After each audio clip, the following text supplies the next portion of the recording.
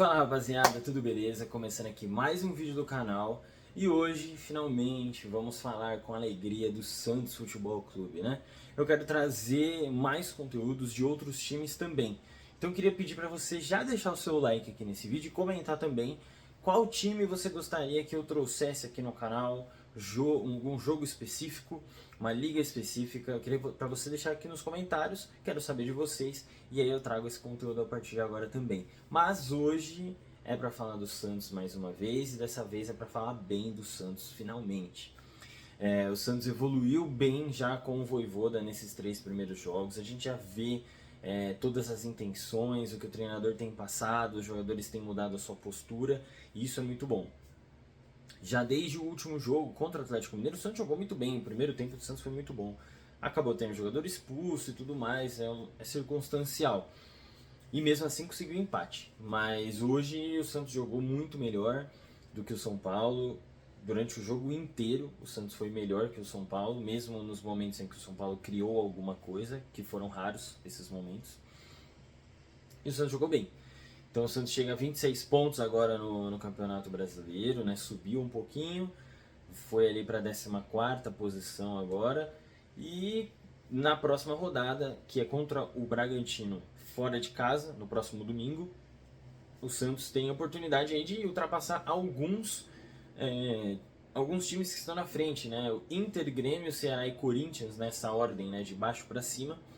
Todos ali têm pontuação suficiente para que o Santos consiga ultrapassar na próxima rodada se o Santos ganhar e todos eles perderem, né? O Corinthians tem 29, o Santos igualaria em pontos, mas teria uma vitória a mais, né? Porque aí passaria para 8 vitórias.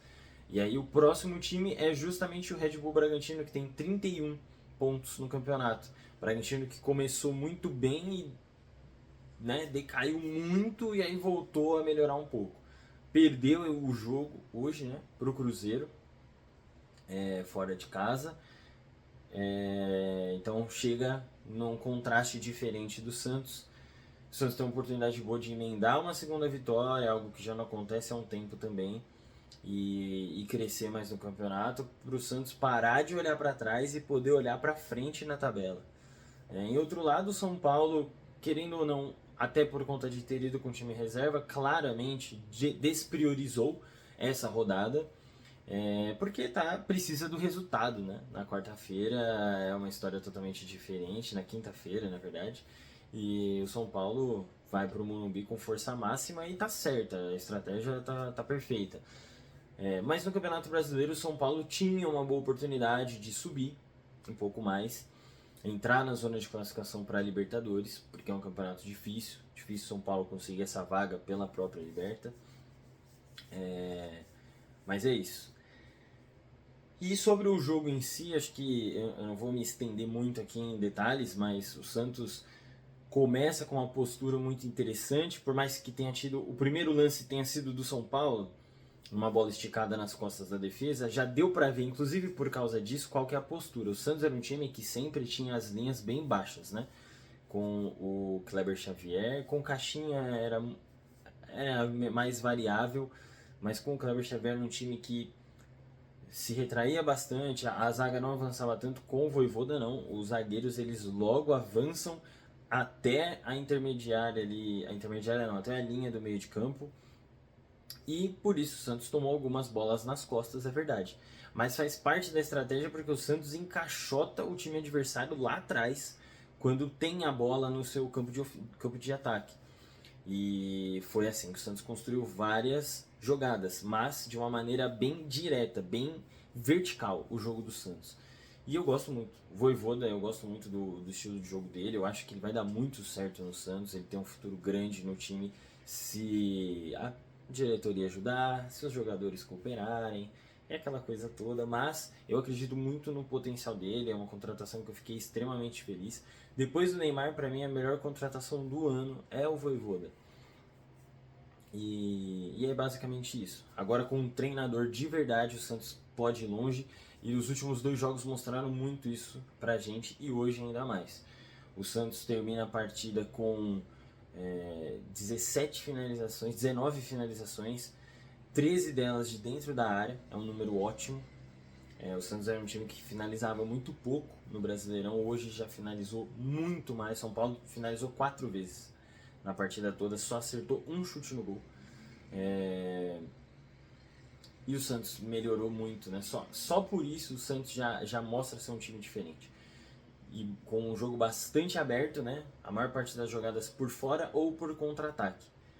Alguns jogadores, na minha opinião, principalmente o Tassiano, destoou muito do elenco, destoou muito do time. O Tassiano entrou mal, teve 2 oportunidades de contra-ataque ali que ele desperdiçou muito e ele não consegue construir as jogadas e tudo mais. Para mim é um jogador que não serve nem para ser reserva e pagou um valor exorbitante, né, por ele. Mas enfim. E em outros momentos, outros jogadores eu acho que falharam muito nessa questão de contra-ataque, de acertar os momentos, aquele detalhe de passe. Eu lembro de um lance no primeiro tempo, que o Guilherme puxa o ataque, ele tenta dar um passe com a parte externa do pé direito pro Rolês, a bola passa, vai para longe, perde o ataque. Isso estava na entrada da grande área, um contra-ataque do Santos. Em outros momentos também. Então, faltou esse detalhe, o gramado estava mais molhado, a bola correu mais, tudo bem, é compreensível, mas os jogadores são profissionais e eles estão ali vendo o que está acontecendo, né? Então eles têm que dosar isso para acertar e ter melhores oportunidades. Finalização, acho que ainda falta um detalhe também, o Santos, dessas 19, o Santos não acertou muitas, e mesmo as que acertou, né, os chutes um pouco mais no meio do gol. É verdade que o Yang, goleiro do São Paulo, trabalhou muito bem. O Santos poderia ter finalizado o primeiro tempo com 2-0 no placar, não teria sido nenhum absurdo. Mas o Santos poderia ter dado aquela caprichada a mais para que o goleiro não conseguisse, né? Mas o Santos mostrou que não depende simplesmente do Neymar para jogar bem. E essa é uma grande diferença, porque o aproveitamento do Santos sem o Neymar era abaixo de 20% até agora, né? E aí o Santos consegue essa vitória em casa, São Paulo com time reserva, mas mesmo assim é um clássico, vencemos o clássico, vem moral, vem pontos, a gente sobe 2 degrauzinhos aí na tabela. O Santos tem a próxima rodada contra o Bragantino fora de casa no domingo. E o Santos consegue ultrapassar até o Corinthians, se todo mundo perder, né? Porque o Santos tem 26 pontos, pode ir até 29, que é a mesma pontuação do Corinthians. Só que ultrapassaria no número de vitórias, né? Que é o primeiro critério de desempate. O Santos tem na sua frente Inter, Grêmio e Ceará também. São outros times que estão aí com a pontuação acima da do Santos, mas essa rodada em específico agora foi muito boa, porque o Atlético Mineiro perdeu, o Vasco empatou, então o Santos conseguiu dar aquela subida ali na tabela e se distanciar da zona de baixamento. E agora é uma grande oportunidade para o Santos ir com essa moral pro Bragantino, que perdeu a rodada, né, hoje pro Cruzeiro, ir lá e vencer, emendar a segunda vitória, passar mais 2 que seja, entrar ali já na zona de Sul-Americana e começar a olhar para cima na tabela e não mais para baixo. Esse tem que ser o grande ponto do Santos. Essa vai ser a oportunidade de virada de chave. No que diz respeito ao Neymar em específico, acho que o Neymar não fez falta para o jogo de hoje, porque as construções do Santos elas não foram muito com a posse já no campo de ataque, aquela coisa. O Santos teve muitos contra-ataques e muitos cruzamentos, coisas que o Neymar não tem, não é o principal dele, né? A armação dele vem mais por dentro ou caindo pela esquerda, enfim. Então, pelo estilo, pela estratégia adotada, o Santos conseguiu desempenhar bem e chegar várias vezes. Mas o Neymar poderia ter agregado mais nessa achada, nesses contra-ataques que o Santos puxou mais por dentro, que faltou aquele passe acertado, tal. O Neymar seria um cara que teria mais qualidade para acertar esses passes, e o Santos poderia até ter tido um placar mais elástico na partida de hoje. A expectativa é que o Neymar fique no mínimo 1 mês fora, menos que 1 mês é inimaginável, depende muito do grau da lesão, é claro. Eu arrisco dizer que deve ser algo em torno de 6 semanas, de 6 a 8 semanas, porque o Neymar já vem de um histórico de lesões nos últimos tempos, né? Então a recuperação tende a ser um pouco mais difícil, inclusive por conta do músculo em específico, que é o músculo da coxa, o músculo central da coxa ali. Então, é isso, mas esperamos a recuperação o mais rápido possível para que o Vojvoda possa integrar o Neymar nessa grande atuação que o Santos teve hoje e aí poder ir para cima dos outros times. É contra o Bragantino, é contra o Grêmio. O Santos tem mais um clássico, logo menos contra o Corinthians em casa também. É mais uma oportunidade de jogo grande de ir para cima e vencer.